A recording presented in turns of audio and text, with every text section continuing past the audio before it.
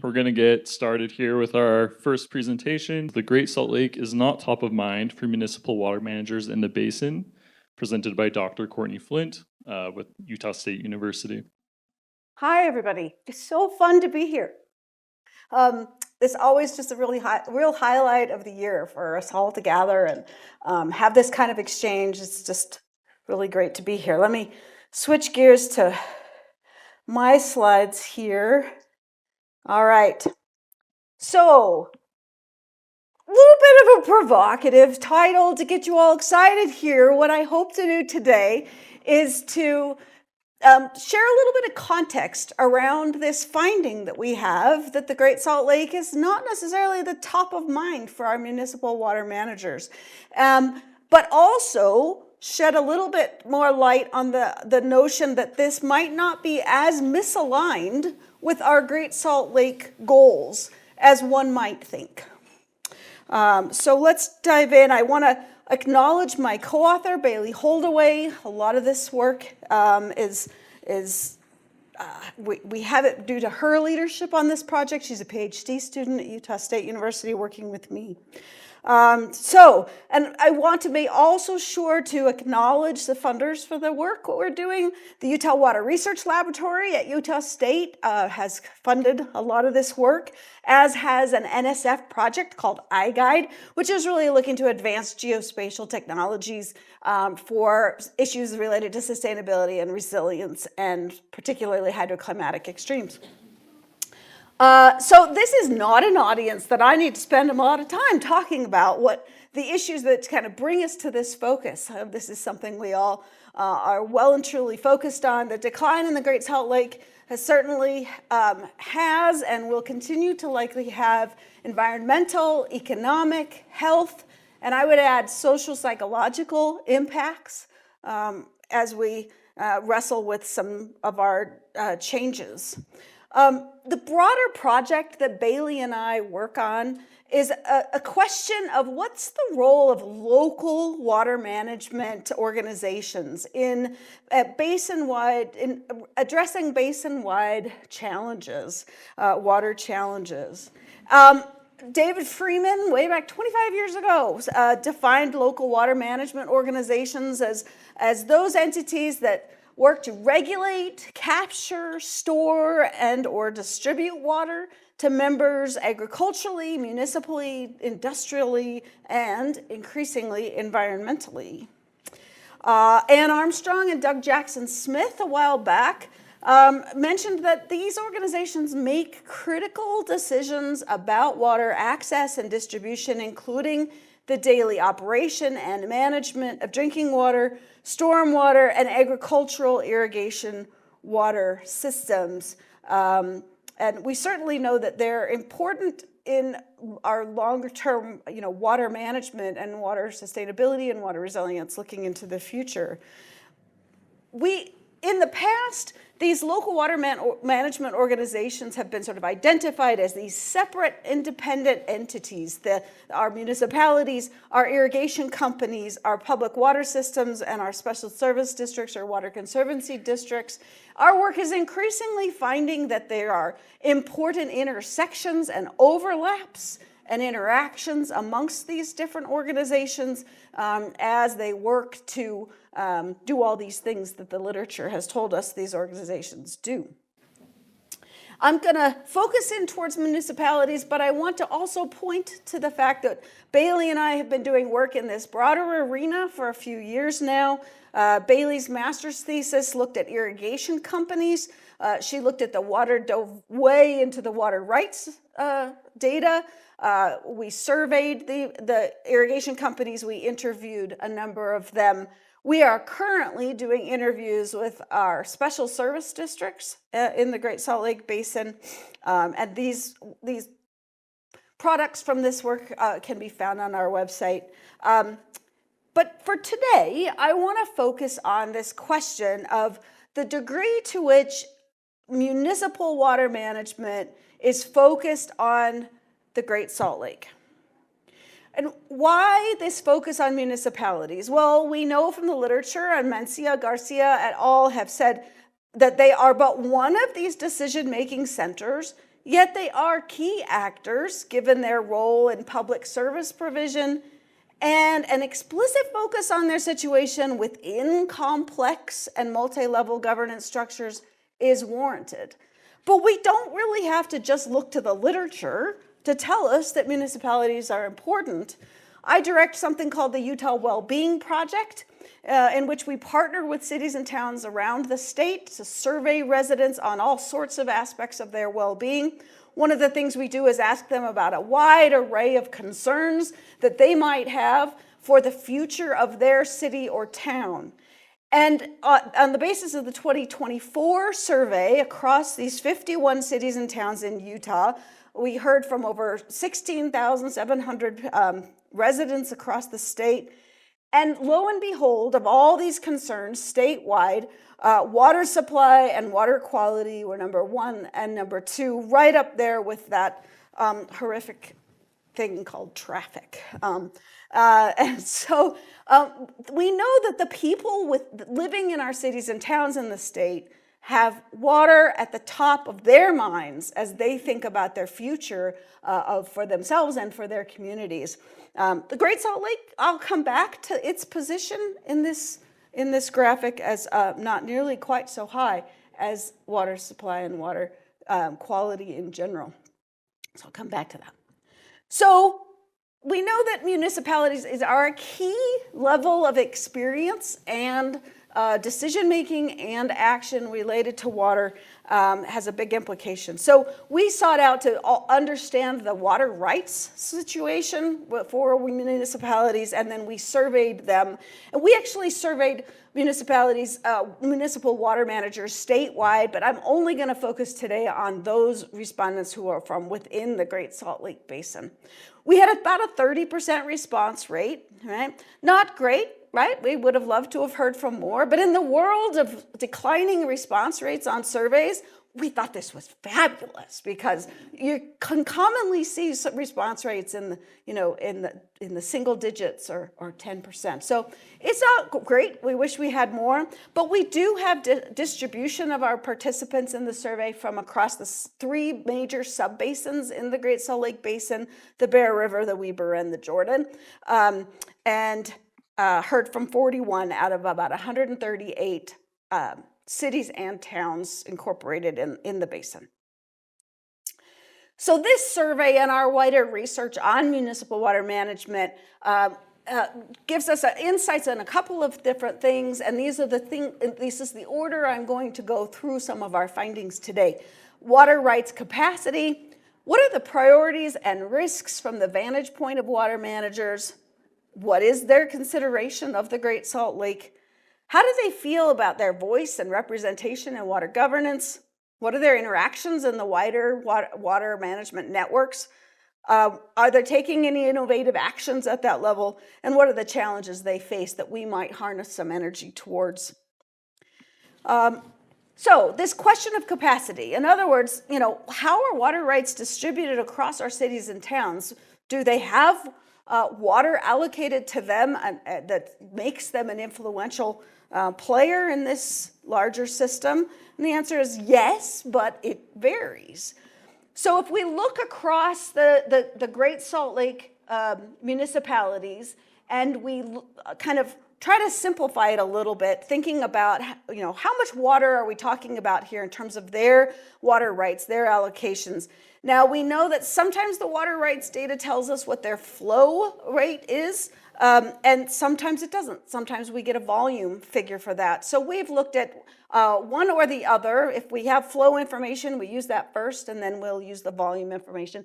And we've kind of tried to create a typology of this. Very coarse, I understand, but because water rights is a bit of an unwieldy data minefield, I guess I would say, so we can see that for the municipalities in the basin, we've got a lot of what we would call large water allocations for municipalities. That's anywhere from 10 CFS to 100 or 1,000 acre feet to 10,000 acre feet. There's also quite a few of these more mid-sized, a little bit smaller in terms of water rights. There are a few of the very large ones. There's a handful of smaller ones. And then we have municipal cities and towns with no water rights at all. So that's important to understand that spectrum out there. They don't all have equal capacity to manage water across the basin. Now, who did we hear from? Well, we did hear from these large ones. So we really had those represented. We have some proportionate representation across the smaller water rights holders, the no water rights holders, the very large, and so forth. Probably underrepresenting those mid-size cities and towns in terms of their water allocations. And this is based on the water rights data that we have from the Division of Water Rights. But we can also see what the municipal respondents tell us, and that's a little bit different. They give us a figure that's somewhat different from what Water Rights has. So adding to the tangle of spaghetti on wrestling with water rights. But nevertheless, it still consistently says we do have representation from those large water rights holders, and then this smattering of other perspectives in terms of water capacity, in terms of managing water. So getting into the findings from the survey, what are their priorities? What are these municipalities working on? Well, the data tell us that these are busy folks. They are concerned about managing water supply. That's probably their number one duty in many cases, whether they have the water rights or they have to actually purchase it from others. Safety, also they're all concerned about safety.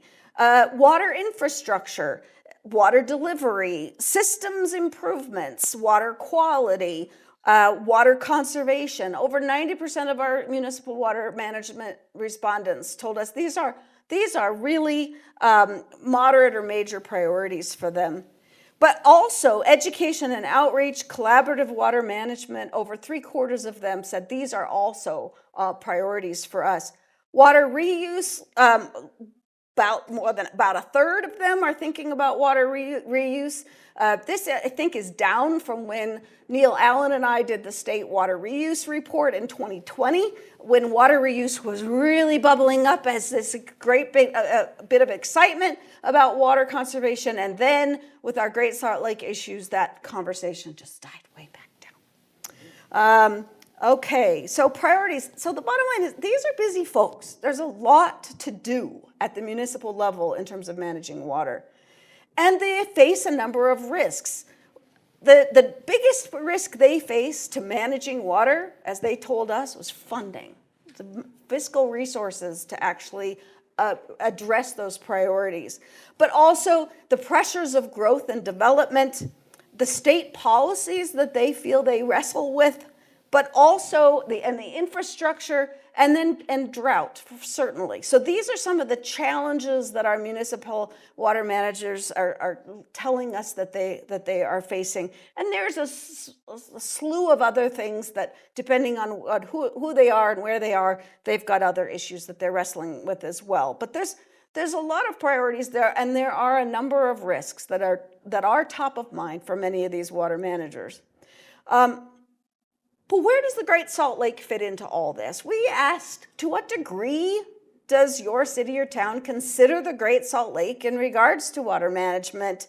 And not very many think about the Great Salt Lake, consider it very strongly. We have about 41% do think about it somewhat moderately, and just a couple think about it a great deal.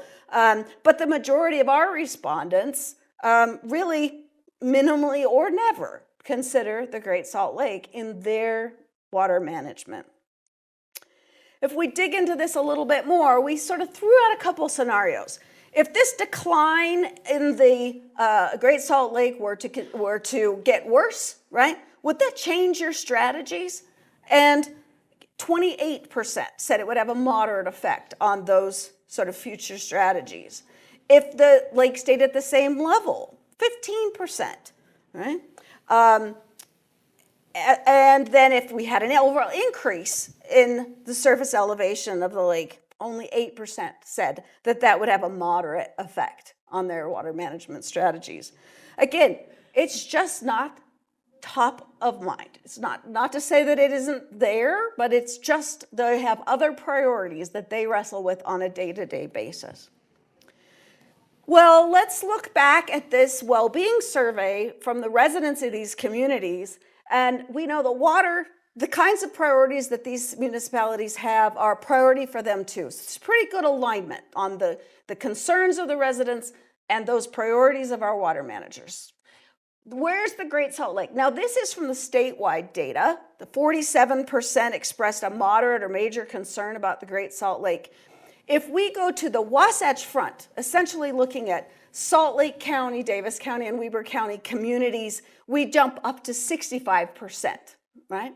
And that makes sense, closer to the lake, right? If we look at the greater Wasatch Front, it's 44%, even a little lower than statewide, right? If we include the Wasatch Back and Utah County in those data. So still not, the Great Salt Lake is a piece of the puzzle for some, but it is not that top of mind for the residents as well. So some alignment there, perhaps.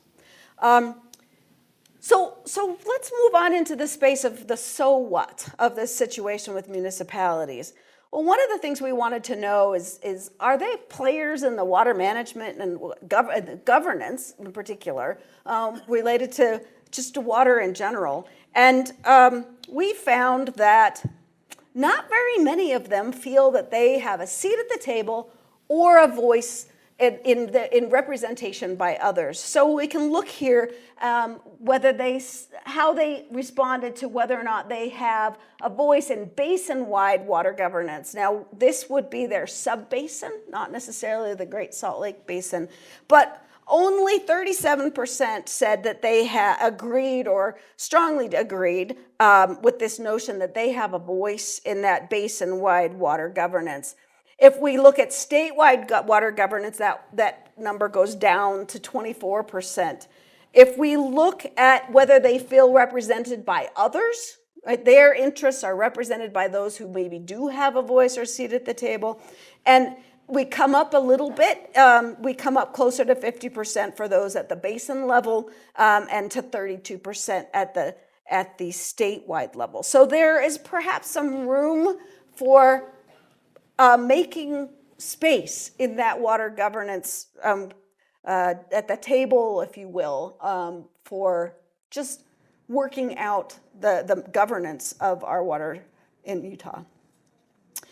And then who do they interact with? And why is this an important question?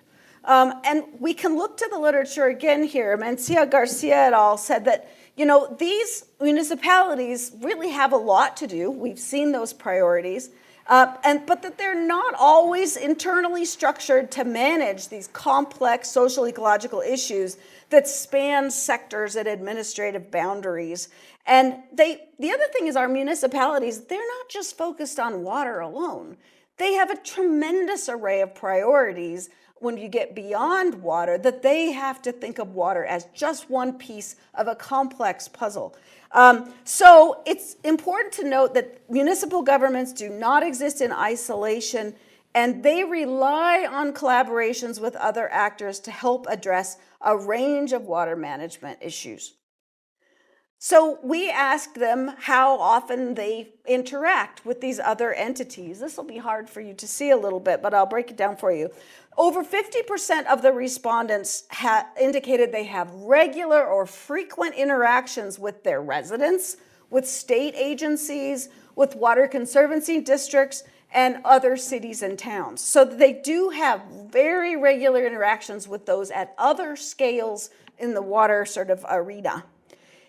If we include those occasional interactions, which may be all that's necessary for real collaboration, it doesn't have to be every day or frequent, but occasional interactions may be essential to that being part of that complex social, ecological, and technological system that is our water management.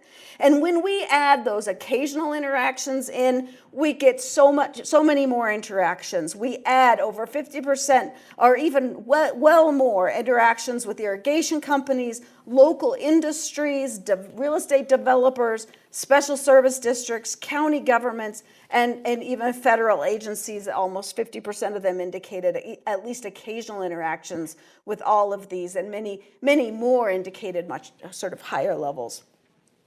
So they are interacting with others. They're not sitting in a silo just managing their own water allocation. And so, as we found across our work on water management organizations, there are so not only overlaps, but there are all these interactions create a local management arena for handling our water management issues and for wrestling with the disturbances that come our way in meeting the mission of these entities. Are these cities and towns making any changes? We've certainly experienced a lot of increased dialogue about water over the last, I'd say, 5 to 10 years in Utah. Are the cities and towns making any changes? Well, actually they are. 80% of these respondents said that they have changed their approach to water management in the last 5 years. What are they doing differently? Well, they tell us that they are doing more proactive and adaptive strategic planning with regards to water. We can see, however, that the time horizon for planning is pretty eclectic, but not very many are either not planning or only going 1 year out or 2 or 3 years out. The majority are going at least 4 or 5 years out, and then even more of they've got 60% or so, 50 to 60% are looking at beyond 5 years, and in fact we have some that are really looking out greater than 20 years in terms of their planning horizon. And they tell us in their comments that this is a shift. They are looking further out in general.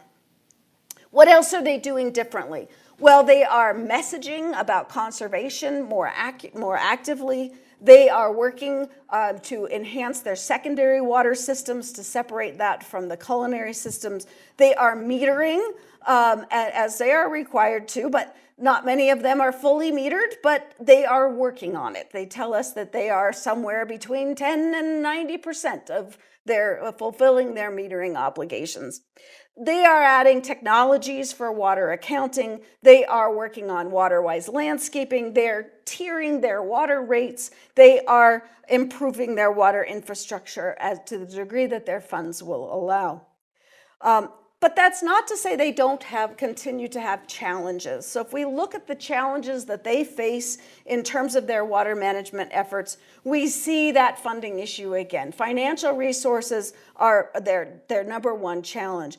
Interesting also the hiring of employees, and we also see the retention of employees. We have workforce development work to do, folks. We need to be training the next cadre of professionals that are working at the municipal level on these issues. And then structural barriers, those are just those infrastructural needs that they're wrestling with on a daily basis that are an obstacle for them. So how can we kind of pull this together? What conclusions can we draw? Well, we can restate a few things. Municipalities have many priorities and they face multiple risks. The Great Salt Lake does not come up as the most, top of mind, having the highest levels of consideration. And many people feel that they don't have a seat at the water governance table. Nevertheless, they are interactive players with others in the local water management and with others across scales from the very local to the state and even federal levels in really working on water management issues, and they are taking innovative actions at that local level. But support is needed. We need to think about our funding opportunities for cities. We need to think about workforce development, and we need to support changes, a restoration of our aging infrastructure that our municipalities are really struggling with. And with that, I want to thank you for being a great audience today, and I would love to take these last 5 minutes that we have to answer any questions or just hear your comments. I would imagine we might have some municipal water managers in the room. Would love to hear your perspective as well. If someone wanted to make the Great Salt Lake a higher priority for a municipal water manager, did you come across what would be most influential? There weren't very many ideas shared on that, probably because it's not necessarily, they don't necessarily think that they should have more consideration, or else they would have. So it wasn't really a focus of the survey itself of how could we get you to be more considerate of the Great Salt Lake. However, we know from decades and decades of social science research that just simply giving people, anyone, information and expecting that to change behavior doesn't work. But only about 20% of the time, says Dr. Jenny Cross from Colorado State University, who's done research on this. But we do know that if we can make information very tangible, very actionable, and really context specific, so that we don't put out information that is sort of expects a one size fits all, here's the problem, now go fix it. But we tailor our messaging, we tailor the information and understand it and put it in the context of the needs and the circumstances, the context of those we'd like to change something, we have a better chance of finding synergies there. I guess the data also tell us that even though they are not, if we ask them how much do you consider the Great Salt Lake, we don't get very high numbers, but we do see that their actions are in line with the strategies that are part of our messaging. And so maybe we're not as misaligned as we might have thought. You know, it's pretty widely considered, at least in this group, that the amount of water that's available in the state from the Colorado or wherever is going to be severely limited. How many of these water managers have in mind that they're working with a fixed quantity of water in the future? Or are they still trying to get all they can and aren't particularly worried about the possibility that there might be a limit to what's available? Yeah. My sense from our conversations, not just with municipal water managers, but also with irrigation companies and special service districts, is very much a recognition that this is a fixed pie situation, and in fact they expect that to go down. The problem is that they're growing wildly. So the population development, the economic development is placing an increasing demand on a fixed or perhaps even likely to be more limited supply, and they don't feel they have the resources or the workforce to address that disconnect. And that's where I think we all have to recognize those challenges and work within those constraints rather than saying, here's the problem, go fix it. But they definitely are aware of the limitations on our current and future water situation. So you've got a baseline of information from this survey. What specifically are your next steps from the information you've gotten from this survey? Yeah, it's a good question. We are, like I said, we're working on interviewing and gathering data from the special service districts. To be honest, they weren't as much on our radar screen. The water conservancy districts were, but we weren't as aware of the diverse array of special service districts that relate to water. And so that elevated, and so we're working on understanding, peeling back the layers on the role that they play. We'd like to really get into the utility piece of this to a certain extent. And so we still feel there's work to do to flesh out the whole arena of the local water management entities. But you just said it. It's baseline information. The situation evolves, and we will be seeking the funds to continue this kind of work. It's hard to get folks to talk to you or do your surveys, but we try to keep building relationships so that we are out there trying to monitor this to feed it into the grand scheme of things. So we will be looking for more funds to keep doing this kind of work so that we can update you in 4 or 5 years and tell you how things are going. I think we have time for one last question if anyone has one. Yeah, I'm just curious to what extent, if at all, you're considering rates in your research. I think across the board, water rates in the Great Salt Lake Basin are some of the lowest in the nation. And given that the water managers kind of overwhelmingly said that finances were a big concern to them, that seems like a really easy fix at the service level. Yes, exactly. I'm not an economist, and there are plenty of people working on water pricing and so forth. Nevertheless, we are hearing that this is something that there's more awareness that they've got to get into further. The discussion that tiered water rates is something that they say they're moving towards or they are already doing. But I'm also aware, I've been a part of conversations where some municipal leaders have told us that we really need people to be using a lot of water because the funds that come from selling that water are actually funding so much of our city's work. And so that's an interesting situation and dilemma there. If they price the water so high as to actually increase conservation, that changes their bottom line. It's a conundrum that they're wrestling with daily. So the financial piece, something I'm really not an expert in, but we do hear that it is a big challenge, and it's not just as simple as raising the rates. Thank you, Thank Dr. you. Flint.